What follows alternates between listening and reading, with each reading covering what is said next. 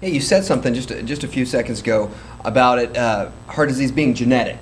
Okay, Right. I know in my family, people die of heart disease. Okay, I know through what we teach with Elevation Health that it's not genetic, but there's people that are listening right now that are thinking about whether they should come to the workshop. Right. And they've been taught that it is genetic. Let's talk about that for a second. Is it genetics? Yeah, it's just not that simple. I just don't buy into that. It's genetics almost like a cop out, like, well, it's just your genetics. When the reality is there's no such thing as a genetic epidemic. Yet, wouldn't we both agree, and think everybody watching now would agree, we have an epidemic of people dying of heart disease.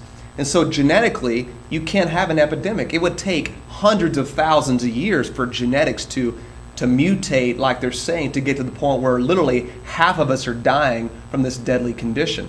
And so what happens is genetics play a very small role. There's factors that can influence your genetics, but ultimately that's about a 1 to 2% factor. And so for most people watching, this would never be the issue. The reality is not your genetics. It's how you're healing, how you're functioning, and the factors that can turn these genes on to cause a problem in your body.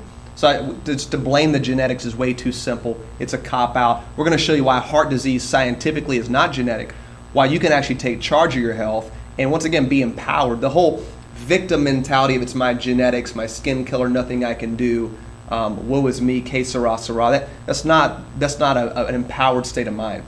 So we're going to show you actually why it's not genetic, why we can help you to prevent it, why we can empower you and your family to never be in this situation ever again.